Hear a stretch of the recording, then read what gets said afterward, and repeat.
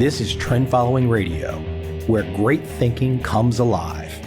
Nobel Prize winners, legendary traders, best-selling authors, and the pros that know what drive us irrational human beings. I am your host, Michael Covel. Not filtered, raw, honest. That's my passion.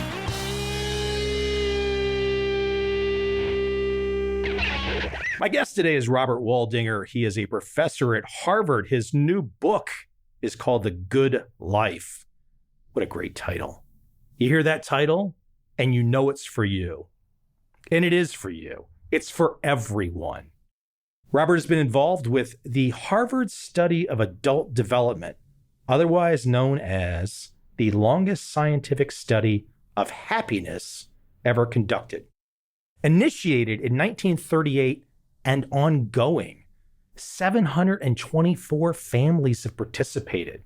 Unbelievable buy-in to get this much scientific research about happiness. And let's face it, we all need a little more happiness. And if there's a secret decoder ring, so to speak, that can get you into the mindset, get you into the understanding, and Robert's work does that, you're crazy not to take him up on it.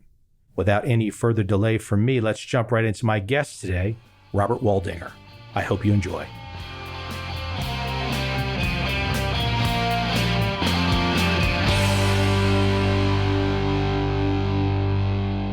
Have you been to Asia? Yeah, I was in Shanghai for a meeting. I've been to South Asia. We were in Mumbai actually in the fall, and that was really wonderful, a great trip. But I haven't been elsewhere in Asia. Would love to go.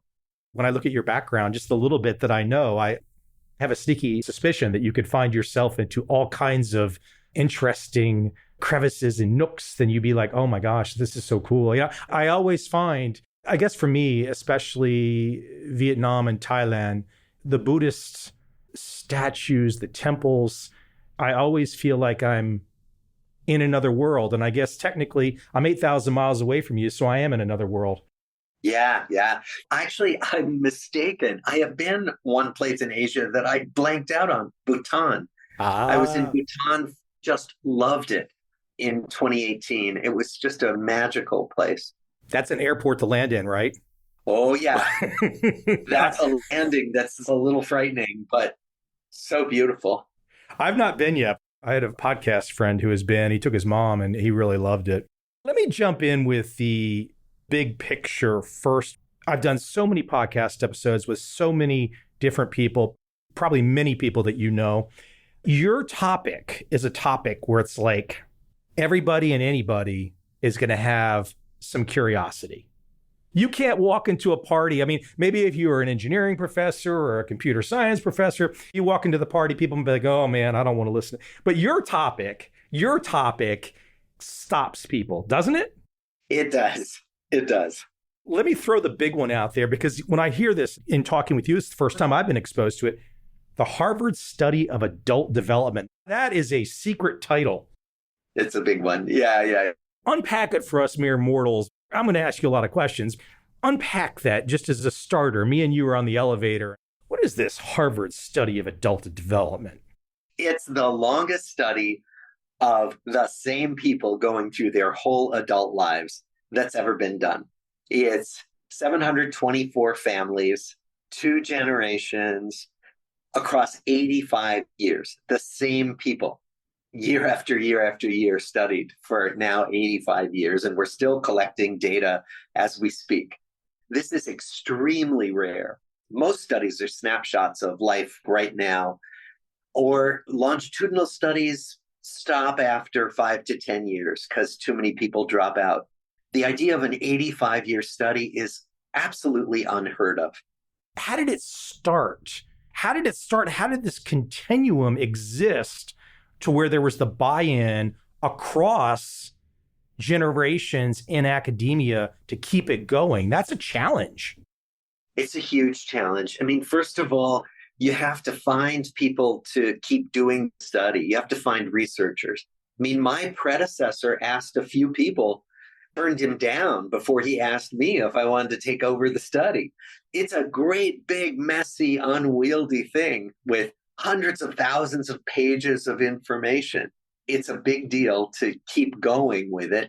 My predecessors were so dogged and so dedicated. The other thing is that these families were so dedicated, still are. One of the ways we do this is we keep them engaged. We send them birthday cards. We send them thank you notes when they return questionnaires. When they come to us needing doctors or psychotherapists, we find them. We are not hands off. We do our best to maintain a community, and we keep reminding people, you are giving an incredible gift to science. That's why participation is so important. 724 families. What was the start? What's been the ongoing research process? What are the typical questions asked? What was the plan of attack? What was the motivation here? Well, the motivation was to study what makes people thrive, which was so different. It started in 1938. Hold on, just to clarify, you said what makes people thrive? Thrive. What makes people do well as they go through their lives. Up until then, and even now, most of what we study, for good reason, is what goes wrong in life so that we can be of help to people. It was radical. It was unusual to be studying what are the conditions that help people live good, happy lives. We started with two groups. We started with a group of Harvard College undergraduates, very privileged, but also a group of inner city boys from Boston's, not just poorest families, but most disadvantaged, troubled families. All of them gathered 1938 to 1942 in the city of Boston. Let me restate this and you can further the conversation. You're focusing on what makes people thrive. Does that mean in the gathering of information, the gathering of research, that you're keeping the negative information at bay? That's not part of the gathering process? No, we do. For example, so I'm a psychiatrist. If we were a study of mental illness, we would ask many, many detailed questions about various mental disorders. That's primarily what our focus would be. We have some questions about depression and anxiety, but not nearly as many as I would ask if you were coming to my office telling me you weren't feeling well psychologically. We don't do the in-depth work that we would do either in mental health or physical health that we would do in a study of illness. When we study thriving, we study your work life. How satisfied are you? Did you get fired? Did you get promoted? We study who you voted for in the last election. We certainly study like how often do you go to church or to a house of worship? How much do you exercise? We ask all those broader questions. And then we bring in many different kinds of measures, as I'm happy to tell you about. That's why it's different to do a study of normal development, of thriving, compared with a study of what goes wrong. The phrase, the good life. I mean, this is fabulous book title, fabulous movie title. It's one of those titles that you hear it. And as someone who's had to pick titles for books, it's one of those titles, then you hear it and you're like, okay, I like the way that sounds. It just sounds nice. You almost get into a better mood when you hear something about the good life, not necessarily of opulence or riches, but just the good life, because it's open to interpretation. The good life, my friends, my social situation, my financial situation, it just feels good. Well, and that's what we meant, because we don't mean the wild and crazy life. They were going to call our book in Spanish La Vida Buena, which has the connotation of living my wild and crazy life, even though it means the good life. They had to change that title. We deliberately use the title The Good Life because it leaves open the explanation of what we do explain, which is we say the good life is a complicated life for everybody.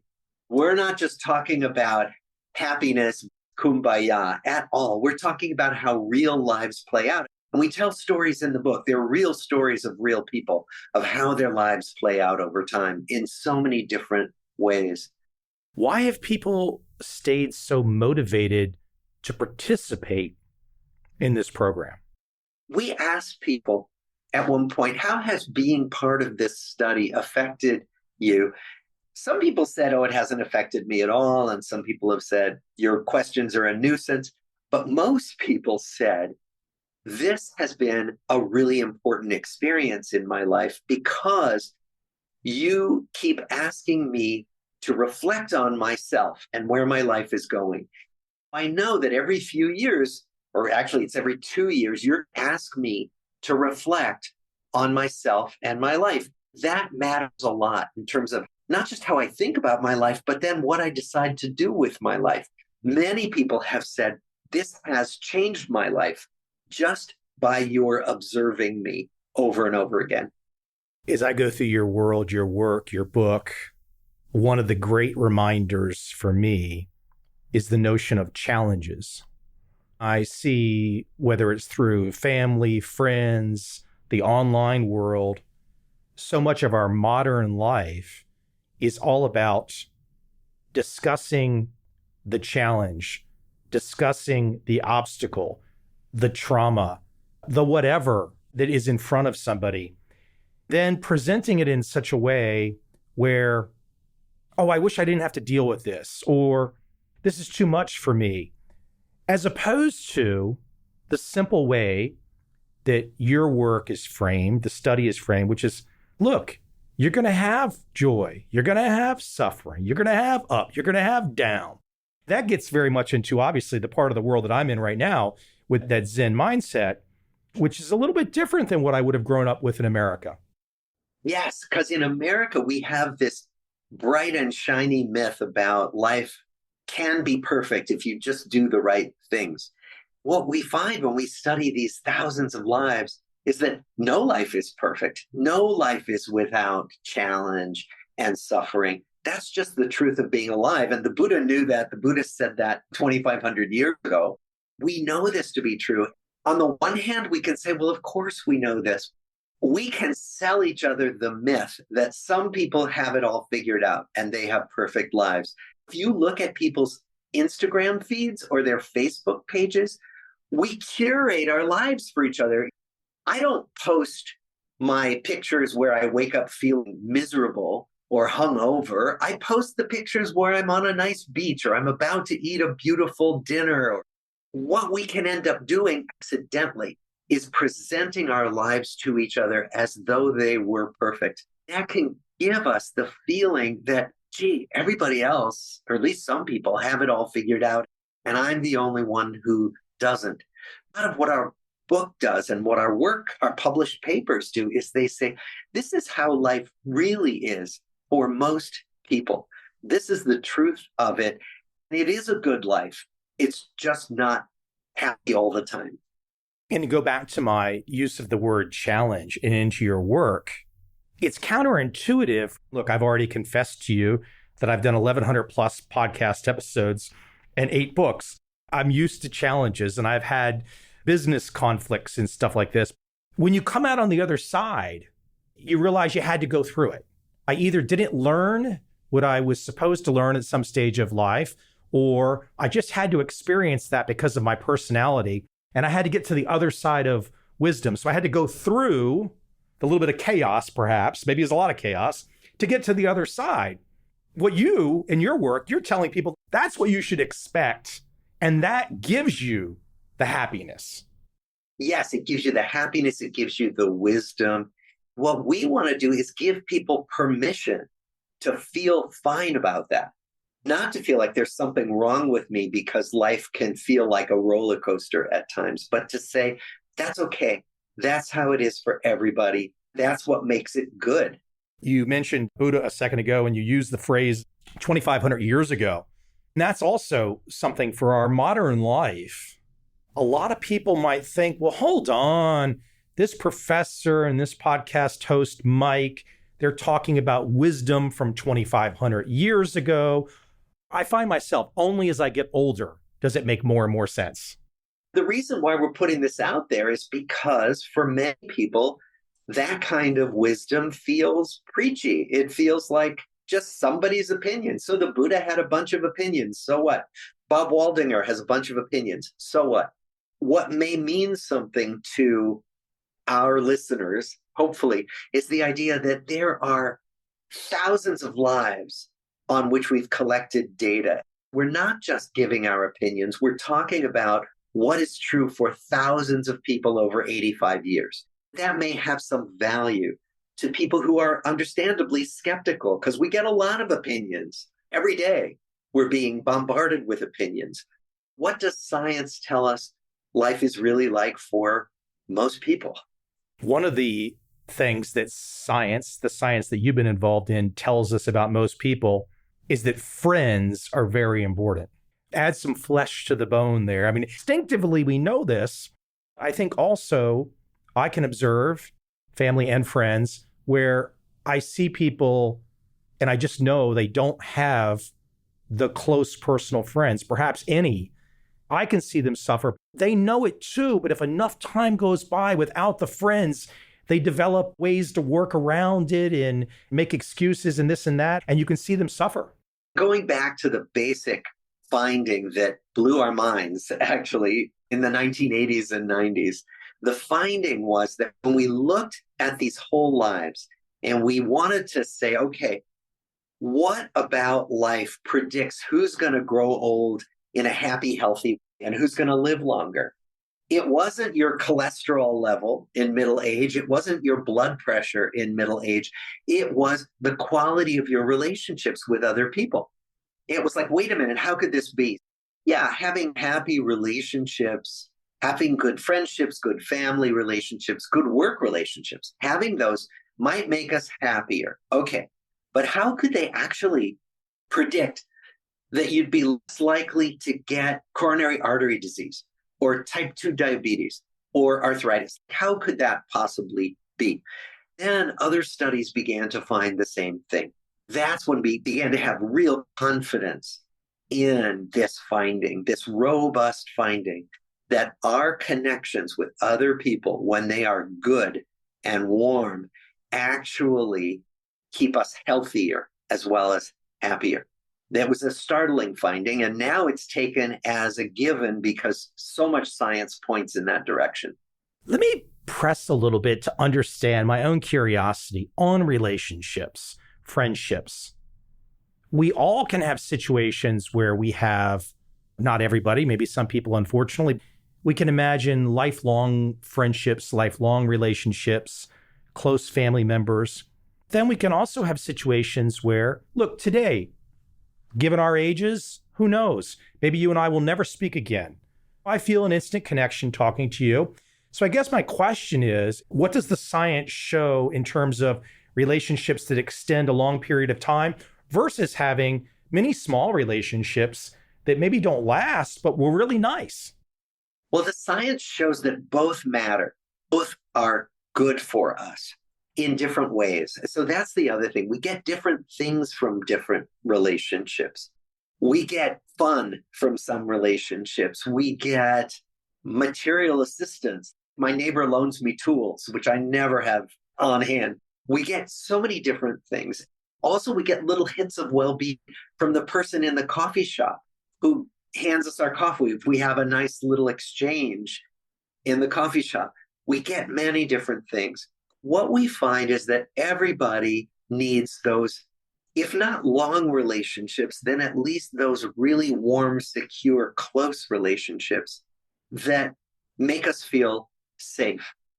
I'll give you an example. We asked our participants at one point, who could you call in the middle of the night if you were sick or scared?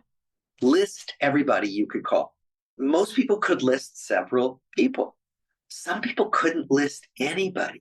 Some of those people were married and they couldn't list anybody. Can you explain that? Yeah, because you can be lonely and isolated in a marriage. You can be lonely and isolated in a so-called intimate partnership that isn't very intimate. The warmth of connection and the sense of safety, which we think everybody needs some of, isn't necessarily there even if you're surrounded by people. Let me press a little bit more here because I think I need some definitions from your perspective. Define intimacy for the audience from your perspective. What does it mean to be intimate? can mean different things. We know intimacy can mean sexual intimacy, it can mean emotional intimacy, it can mean physical proximity. I am intimate with somebody I live with because we see each other when we first get up in the morning. We often talk about intimacy in terms of sexual intimacy. That's the most common use of it. Emotional intimacy is probably the more common and the more necessary part of that. Let me ask another word that you've brought up, warmth. In terms of your book, your research, what does it mean to have warmth? Warmth is really a sense of feeling connected in a positive way. Warmth often means feeling like I can be myself with you and you approve of me, like me. There's some sense that I get positive emotion from being connected with you. We can feel that. You know when you're feeling warmth from somebody, and you know when you're feeling neutrality or negativity from somebody. You feel it. You know it when you feel it. What I find so amazing about this study, your work, is the idea of choice. Because regardless of how one's life is going, if they are turned on to a new way of thinking, your work, for example, the study, if they're turned on to a new way of thinking, they can pivot, they can change. They're not stuck in the mud. Yes. The people who are the most successful at thriving are the people who can pivot, who can adapt. We find that in relationships in particular, that if you and your friend or you and your partner can learn new dance steps together, if you will, to learn to be different together over time, that relationship stays stronger and healthier. Because if you think about it, let's say you get together with someone in an intimate partnership, each of you is going to change, go through lots of change as you go through your lives. Each of us is a moving target in relationships. We're constantly changing. The strongest relationships are relationships where people recognize changes in the other person and accept them and support them when they can, if they're positive changes, rather than saying, wait, no, you aren't supposed to change at all. I didn't sign up for this. Those are the relationships where people struggle and suffer. And they don't hand out the rule book. When we become like 13 or something, and maybe we have that first feeling, maybe it's a first romantic feeling or whatnot, or even a close friend, age 6 or 7 or whatever, they don't hand out the rule book about this change in the other person. They could actually. Now we've started teaching this to kids. There's this whole area called socio-emotional learning, SEL, which is a whole burgeoning area of educational work where essentially children in school are given classes in this is what feelings are. This is what it's like to be angry. This is what it's like to have an argument with your friend. This is what bullying looks like. And then helping kids develop the skills to get through these things in a healthy, adaptive way. What they find is when they do this kind of work with kids in school at all ages, kids stop getting into trouble as often. They don't get into drugs as often. They don't get kicked out of school. They do better in their academic subjects, reading, writing, arithmetic. What they find is that if they give kids these programs, they thrive better in school and in their personal lives. Let me probe a little bit on you. You've got something in your life beyond any intimate relationships, family, friends, etc. But you've got something that you figured out. You figured it out. Maybe you had a mentor, maybe people guided you. You got there and you love what you do. This is my feeling from you. You love what you do. I kind of love what I do too. I often want to share with people and try to get them to see life like I do. Find that thing you love, which is not necessarily easy, but it's so important. Again, your work is right into the middle of it, the good life. It's so important to keep chasing it, though, and to believe that you can get it. Yes. What I would say, first of all, is that it's an ongoing process for me, that I've had to find the things I care about. That includes finding things that I don't like and leaving it.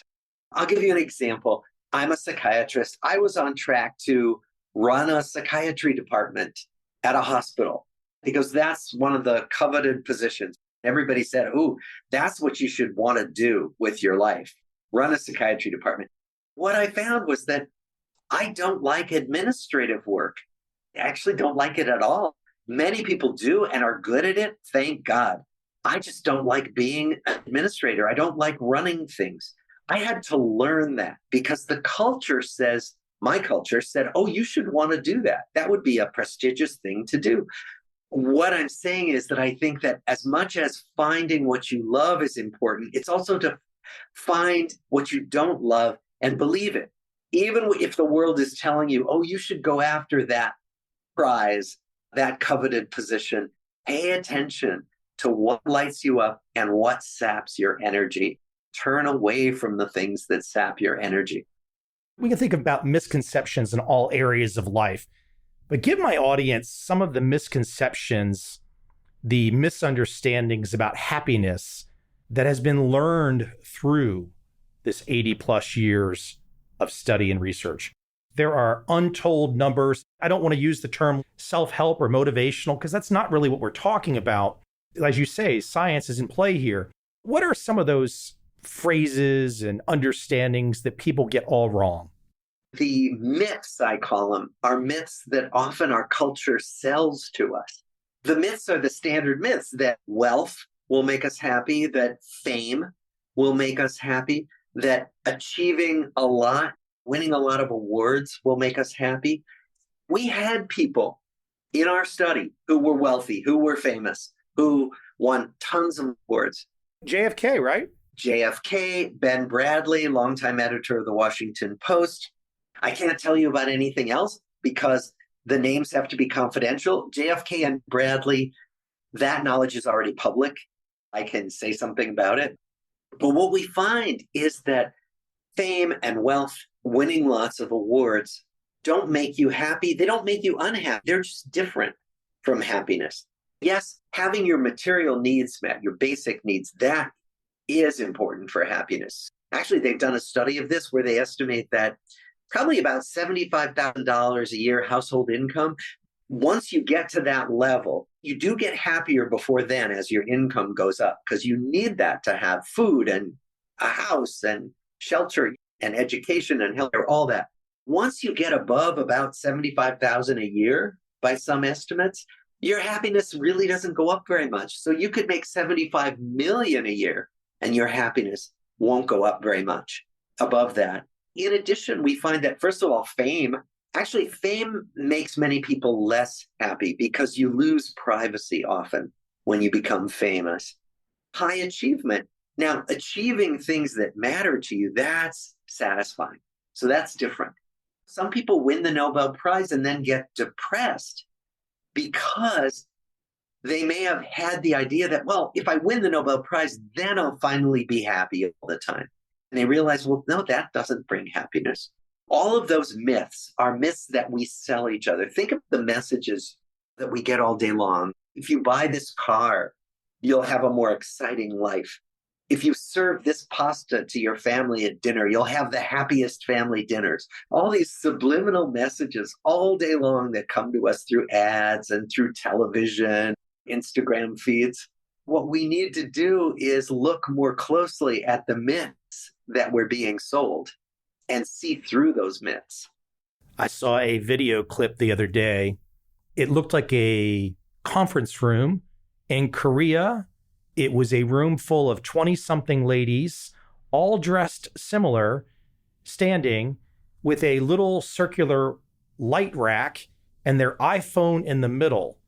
And they were being trained, and there must have been 500 people in the room, all like identical, and they were all being trained to be social influencers. Oh, no. Oh, no.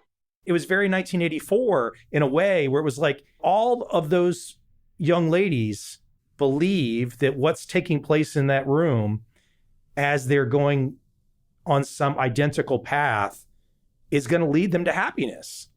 Ultimately, they're competing with the good life because they think that that's going to get them to the good life. Just a great example of taking it a step further as to where you're going. The social influencers are going to sell a vision of a good life. They're going to sell their own vision. People who are famous for being famous. So what? That's where my hope is, that what we're putting out to the world is different because it's backed by science. It's backed by data. Because otherwise, we're all just people with a bunch of opinions, and that's fine. We're entitled to our opinions, but social influencers are just that. They're just people with their own views of the world based on their own life experiences. Let's pretend that I have a bad life by whatever definition right now.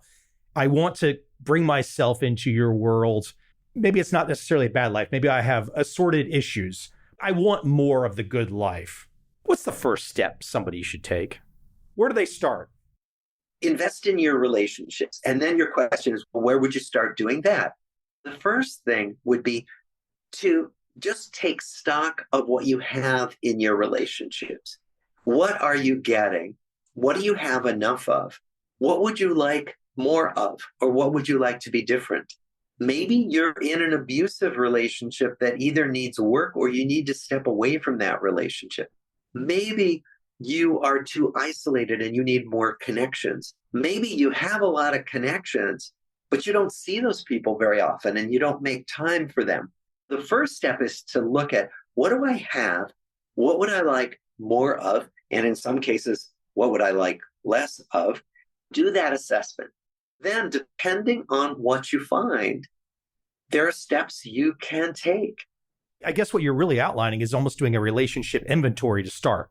Yeah, we have a couple of them in the book that do that. They're really charts that you can fill out because it's helpful to sit down. We don't do that. And it's very helpful to sit down and say, whoa, look at my relational world, and it's different than I thought it was.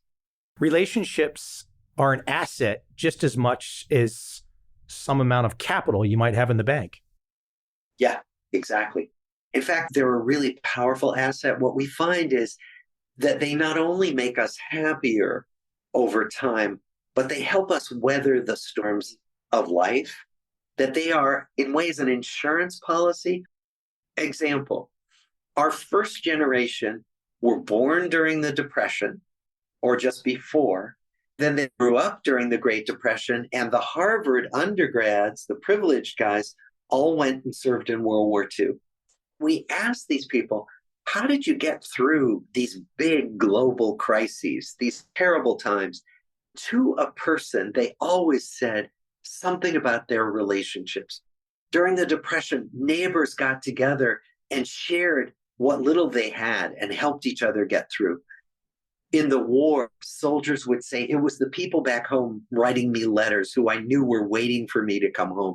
It was my fellow soldiers right next to me who I knew I could trust. Everybody talked about getting through hard times because they had solid relationships. I'll share a story with you, which is, I think, both happy and sad, but I see it more as a happy lesson, which is buttressed by your work. My grandmother got to age 100. Her mother got to age 101. My grandmother, who got to age 100, her husband, my grandfather, died about 20 years before that. Age 100, her health was going down. She got to age 100 for family reasons. She just wanted to get it, like as a goal. But she got to age 100 and she said, okay, that's enough. She essentially stopped eating. What she really said was, my friends are all gone. She had had a nice life, had many friends in her nice neighborhood. That had all changed. Maybe some of us coming along now will be more open to things changing and communicating across devices like this. But in her situation, it was all gone. What you're pointing to is so important because we are social animals. Many people think that we evolved that way, that evolution selected us for our social affinity because it was safer to be in a group. You could survive more easily if you were in a group and therefore pass your genes on. One idea is that evolution selected out those people who were more warm and fuzzy with other people. What that means is that we suffer when we are not connected with other people. And we know that loneliness and social isolation are terrible stressors. that break down our bodies and our health. Your grandmother was saying, I need to be with other people or life just doesn't feel okay to me. It doesn't feel worth living. She was around other people, but it wasn't her core people that she had been with for so long. Yeah. And it's that core group that often make us feel like life has meaning. Yeah. You bring up loneliness. Again, I see this in so many people. It's never too late. What's so strange, we see the loneliness problem. It's never too late to change. But I see in so many lonely people, they are deathly afraid to change. So much fear. Yes, lots of fear. One of the problems with loneliness is that it can be a vicious cycle. That if you're lonely, you feel like people don't want to be with you. And the more you feel like people don't want to be with you, the more isolated you make yourself because you're afraid, as you say. So actually, there are now some programs where they actually try to teach lonely people some of these skills to step out of that trap of loneliness, to step out of the black hole, if you will, of loneliness.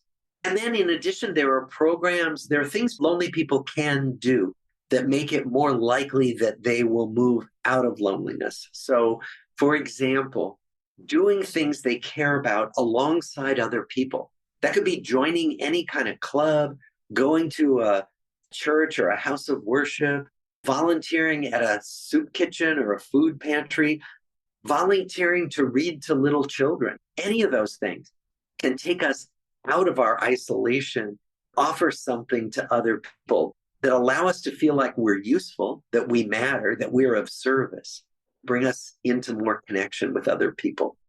I hear many people often rationalize their situation. They'll find something to hang on to. Maybe they'll say something to the effect of, I grew up in a bad neighborhood, or my family wasn't great, or I didn't have this opportunity, or I didn't have that opportunity. And it always strikes me, and I guess this is right in the headspace of the study, for as many examples as you can find, if you want to find examples of the negative, I can easily go find the people that started with almost nothing and found their way. Of course, now look, there's going to be survivorship bias, there's going to be some luck involved, all those kinds of things. You make the point in your work, your book, you're not stuck in this fate. You can step outside of it. That's right. And what we found with all these lives that we studied was that people found friends when they were sure it was never going to happen for them. They found love when they were sure it was never going to happen for them. There's a lot to be said from our science about it being possible and that it's worth putting yourself out there when you can, again and again, because you never know when things are going to change for you, even if you're sure that you're always going to be isolated, because that's not the truth. You don't know what's going to happen. I bring up this example of not being burdened by from where one comes from, their neighborhood, so to speak. But one does have to have an appreciation from where one comes from to make adjustments, meaning you're not burdened by it, but you at least need to be appreciative of where you're starting from so you can see the playing field better. Am I saying that in a good way? Yeah, absolutely. Often it's hard for us, for example, to see our own privilege, how other people may be suspicious of us or frightened of us. That can be helpful just to see that. I mean, sometimes my wife tells me, I have to remember that I'm a Harvard professor. Some people find me intimidating because I don't feel like I'm intimidating. I'm not intimidated at all. Thank you. Honestly, I think I've had at least 15 Harvard professors on. I'm past the intimidation now. Yeah. Okay, I got it. Host of a popular podcast. Wow, celebrity. Some people might be intimidated by you. And I think remembering where we come from and who we are can be helpful. I make it a point when I can to be less formal rather than more formal, to be warmer rather than cooler, because I think many people expect me to be colder and more cerebral just because of the reputation of being some heavy-duty academic type.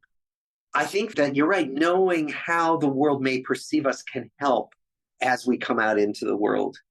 This is kind of a side tangent, but since you bring it up with being a Harvard professor, being a professor, being an academic, I've had my best luck, my best conversations bringing academics on this podcast who I think sometimes you're not in this camp. You're a very good talker, but sometimes really smart people don't communicate as well. The advice I would give to anybody if they bump into a quote college professor and academic, you're bumping into somebody who has spent significant time on an issue or a topic that they really love and they've learned a lot about it.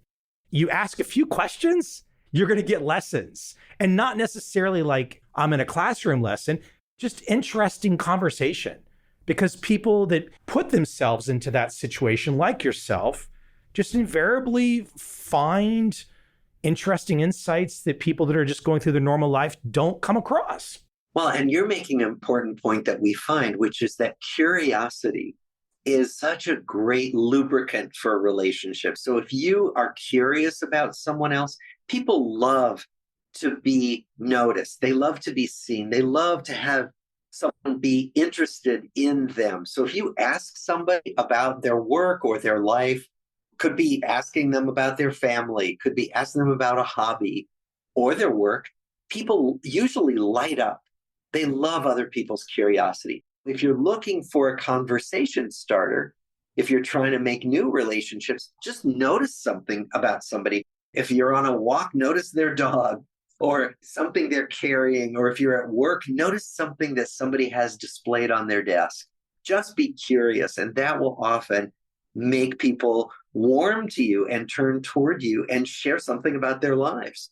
We bring up the example of the Harvard professor, but look, I could be just as curious about watching a Starbucks barista because I don't know all the steps that go into working at a Starbucks. I'm sure I could learn them, but I don't know them. I don't know all the pieces. Exactly. How do you remember all these orders? How do you remember what to make? How do you remember how to make this kind of latte? There's so many questions you could ask that would get people to be able to tell you about their job. What's interesting about it? What's challenging about it? What are some of the most annoying things about being a podcast host? I could ask you that question, and I bet you could go on for a long time. I don't know if I've got anything annoying, but I can say this podcast is on its 12th year, 10 of those years in Asia. Time zone issues. Yeah, I bet. I want to bring up one last word that we can kind of play with and unpack. We've been doing it in this conversation already, and maybe we brought this word up, but I don't think we stayed focused on it. But it's the idea of achievement, the happiness that comes from achievement. So many times, and I just was back in America for a month, and I was in the Washington, D.C. area, and I grew up in that area. A lot of folks work for the government. They make a lot of money. Sometimes by observation, I realize they don't necessarily, even though they've got the big house and the nice check, I think sometimes that sense of achievement is not there as strongly, contrasted to something like a podcast host or a Harvard professor. Let's talk about achievement for a moment. Really glad you bring that up, because when I was talking about achievement, I was really talking about the awards, the badges that we get.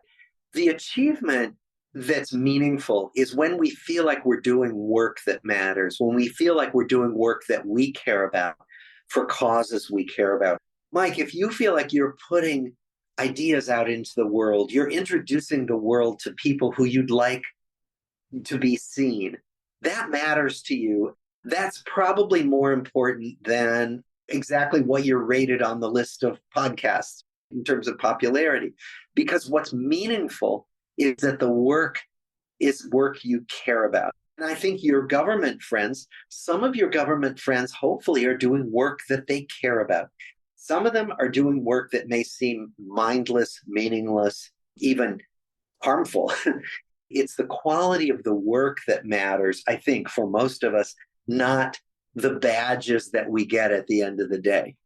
You know, on this podcast, I've had millions upon millions of listens, but there's podcasts out there with billions of listens. For me, the word meaningful is really important. All of us are a little competitive here and there, but meaningful is important. And what I have tried to do with all these conversations is to have meaningful conversations that stand the test of time, that somebody can tune in 20 years from now and not feel like, oh, those guys were talking about something at some particular date. No. I want it to be meaningful because that's what counts.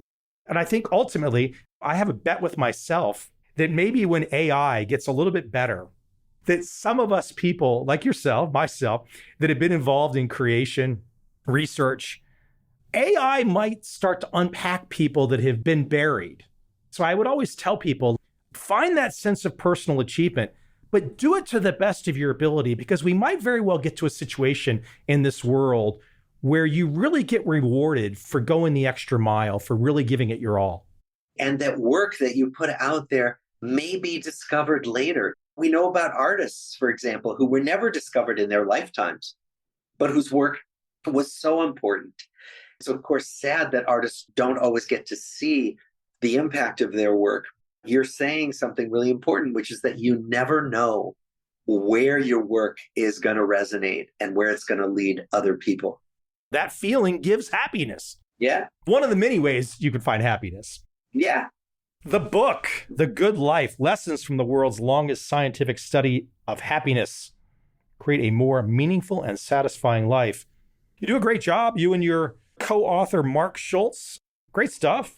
If people want to check out more of your work, obviously they can find you at Harvard, the book at Amazon. Is there a website you might want to direct people to? There's a book website, thegoodlifebook.com. There, I have a robertwaldinger.com website. I'm also on Insight Timer, the app, the meditation app. So I'm a teacher there. So I have Dharma talks on Insight Timer if anybody wants to hear a Zen Dharma talk. I have a friend who teaches me Pilates. She was just texting me about a Dharma talk she was doing this morning. I had sent her the picture of the cover of The Good Life, and she's like, "Oh, you get to talk to such interesting people." Yeah. Well, great stuff. If you're ever in Saigon, the pho is on me. I would love that. I would love that. This has been a pleasure. What a delightful conversation. Well, thank you very much. Thanks for joining me. And please keep me posted if any future books come down the pike. I'm always up for a conversation. Oh, thank you. Thank you. I appreciate it.